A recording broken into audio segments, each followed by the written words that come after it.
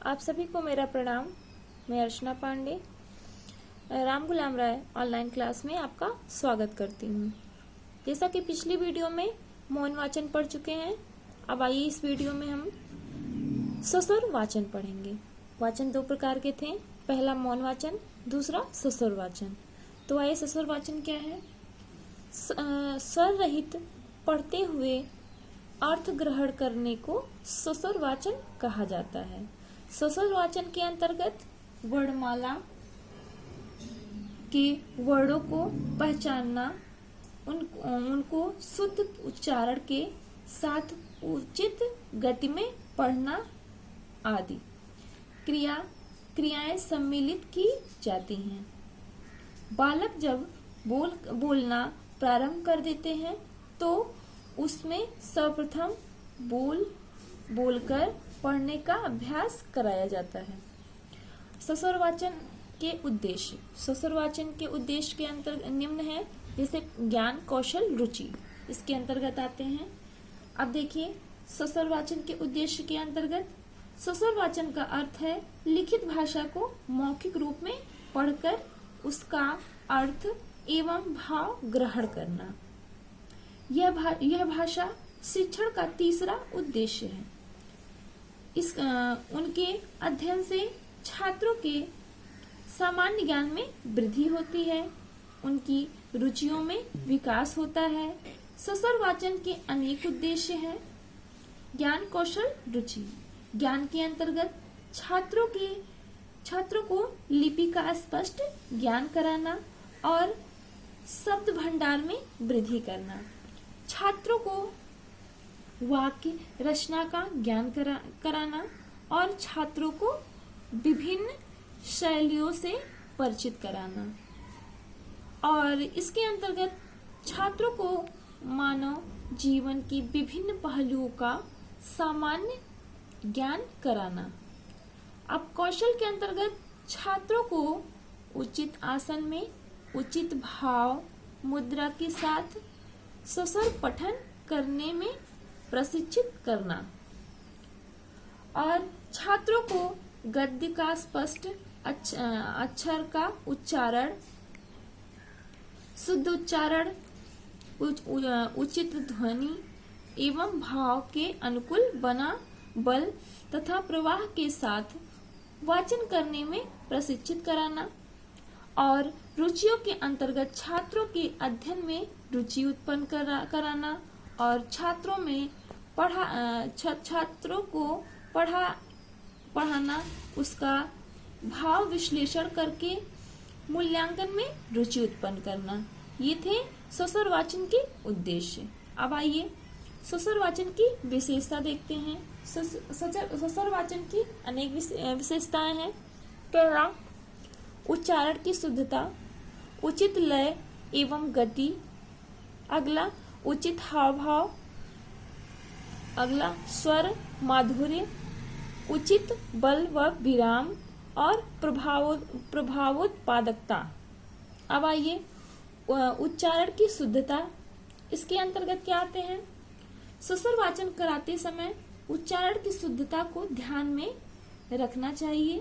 शिक्षक को पढ़ाते समय यह ध्यान रखना चाहिए कि छात्र शब्दों का उच्चारण सही से करे, क्योंकि गलत उच्चारण से शब्दों का अर्थ बदल जाता है और गलत उच्चारण एक बार सीख जाने के पश्चात उसको शुद्ध कराने में बहुत परिश्रम करना पड़ता है। दूसरा क्या था। दूसरा, उचित लय एवं गति। ये क्या है।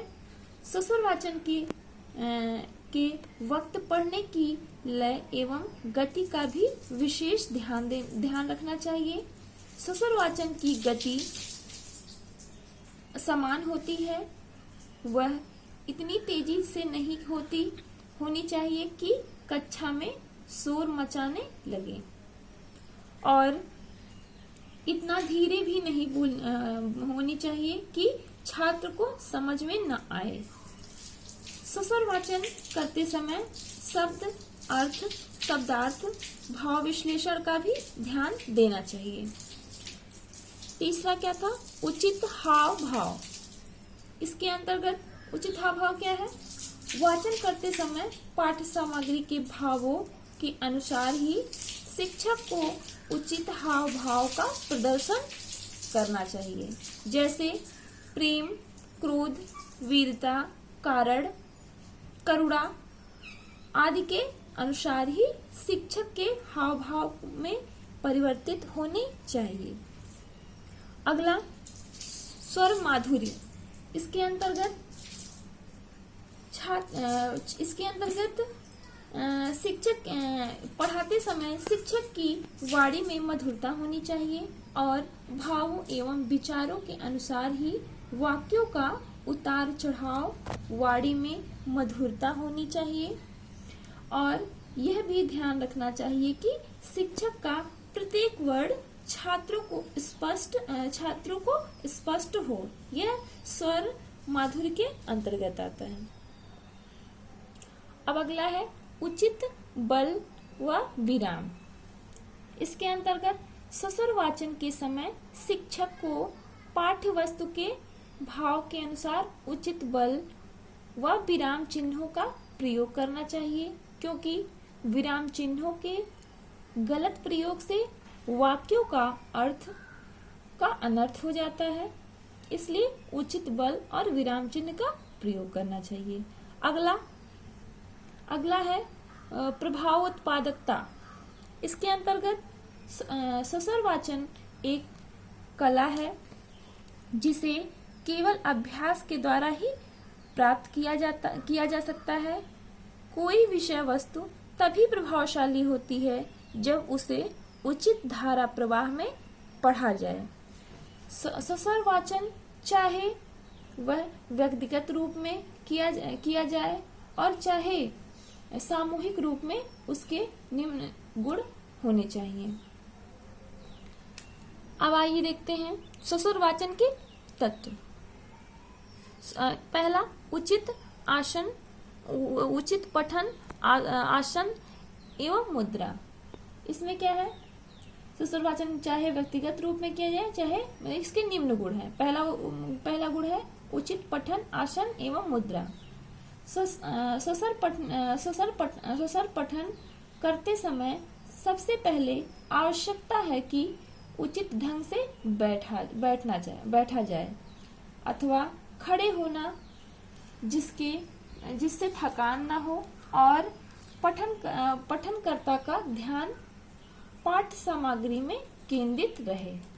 यदि बैठकर पठन किया जाए तो कुर्सी पर इस प्रकार बैठना चाहिए कि रीढ़ की हड्डी सीधी रहे और पैर 90 डिग्री की कोण बनाते हुए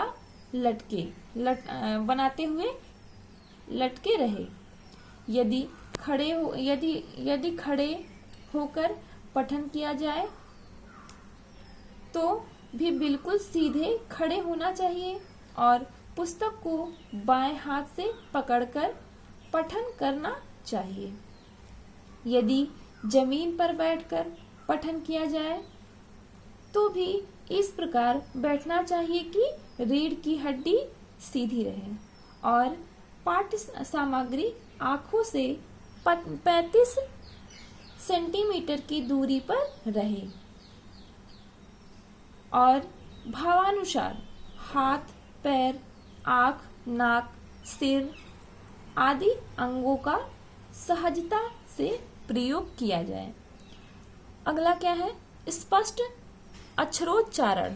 इसके अंतर्गत शब्द की इकाई अक्षर होते हैं। यदि शब्द के उच्चारण में प्रत्येक अक्षर का स्पष्ट उच्चारण नहीं होता तो शब्द का उच्चारण नहीं किया जा सकता। इसलिए ससुर वाचन करते समय इसका ध्यान देना चाहिए।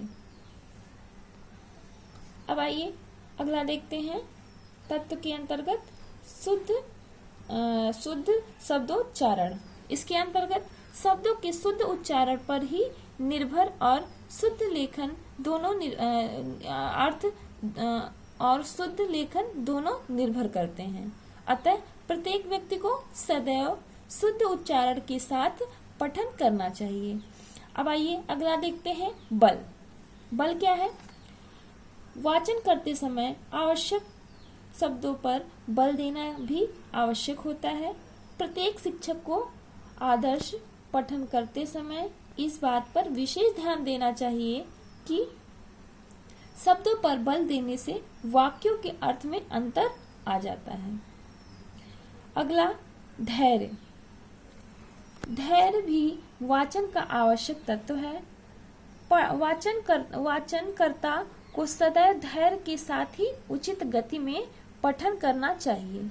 बहुत तेज पढ़ना और बहुत धीरे भी पढ़ना सही नहीं होता, क्योंकि ऐसा करने से प्रत्येक छात्र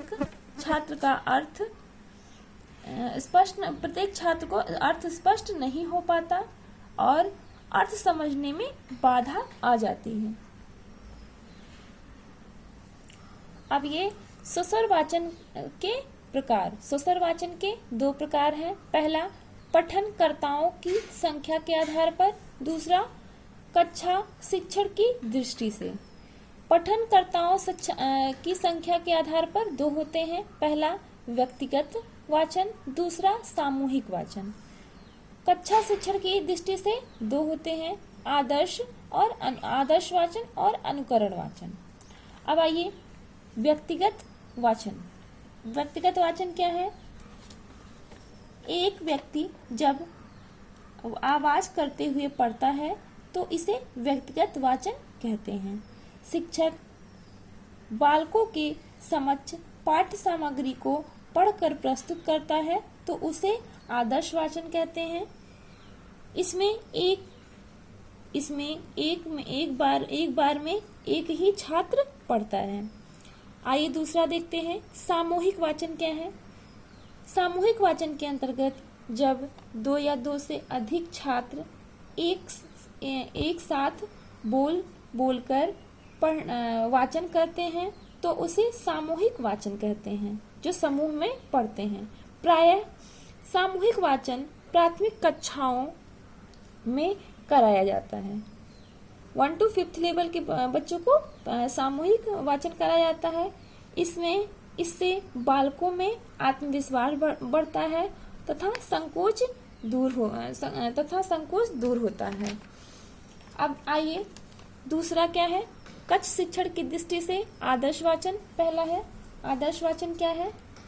भाषा में पद्य और गद्य के पाठों का शिक्षण करते समय शिक्षक पाठ्य सामग्री का सस्वर वाचन करते हैं।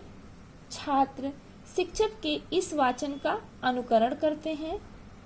शिक्षक के इस वाचन को आदर्श वाचन कहा जाता है। अब आइए अनुकरण वाचन क्या है? शिक्षक के आदर्श वाचन का अनुकरण कर छात्र पाठ्य सामग्री का व्यक्तिगत अथवा सामूहिक रूप से वाचन करते हैं। छात्र के इस पठन को अनुकरण वाचन कहते हैं। अब आइए सस्वर वाचन का महत्व। सस्वर वाचन का महत्व क्या है? हिंदी शिक्षाविदों का मानना है कि अच्छे सस्वर वाचन को गद्य का आधा और पद्य का पूरा भाव समझ में आ जाता है। किसी भी कविता का आनंद तो उसके सस्वर वाचन में ही होता है। भाषा की दृष्टि से सस्वर वाचन बहुत महत्वपूर्ण होता है। इससे छात्रों का उच्चारण शुद्ध होता है, उनकी झिझक दूर होती है और एक अच्छे प्रभावशाली वक्ता और सफल अभिनेता बनते हैं। छात्र उच्चारण शुद्ध होने पर शब्दों को लिखने में वर्तनी की अशुद्धियां नहीं होती हैं और छात्रों की मौखिक एवं लिखित दोनों प्रकार की भाषाओं में सुधार होता है। सस्वर वाचन से भाषा शिक्षण सरल एवं सहज हो जाती है। अब आइए देखते हैं सस्वर वाचन तथा मौन वाचन में अंतर। सस्वर वाचन और मौन वाचन क्या है? सस्वर वाचन एक कॉलम बनाया है, पहला सस्वर वाचन, दूसरा मौन वाचन। सस्वर वाचन के अंतर्गत पहला देखिए, सस्वर वाचन बोलकर किया जाता है, मौन वाचन चुपचाप बिना होठ हिलाए किया जाता है। दूसरा पॉइंट, सस्वर वाचन छोटी कक्षाओं में जैसे 1, 2, 3, 4, 5 से 8 तक या 5 तक की कक्षाओं के लिए उपयोगी है। मौन वाचन उच्च कक्षाओं जैसे 9, 10, 11, 12 की कक्षाओं के लिए उपयोगी होती हैं। तीसरा है ध्यान पूर्वक सुनना। इसके अंतर्गत सस्वर वाचन में ध्यान पूर्वक सुनना आवश्यक होता है। मौन वाचन में गहन विचारों को समझना आवश्यक होता है। अगला, सस्वर वाचन में उच्चारण से अर्थ ग्रहण होता है, मौन वाचन में बिना उच्चारण के अर्थ ग्रहण होता है। अगला, सस्वर वाचन में बालक कम सीख पाता है, मौन वाचन में बालक अधिक सीख लेते हैं। सस्वर वाचन में पढ़ने व समझने की गति धीमी होती है, मौन वाचन में समझने की गति तीव्र होती है। सस्वर वाचन उच्चारण की शुद्धता के लिए किया जाता है, मौन वाचन विषय वस्तु को ग्रहण करने के लिए किया जाता है। आज का मेरा सस्वर वाचन टॉपिक यहीं समाप्त होता है।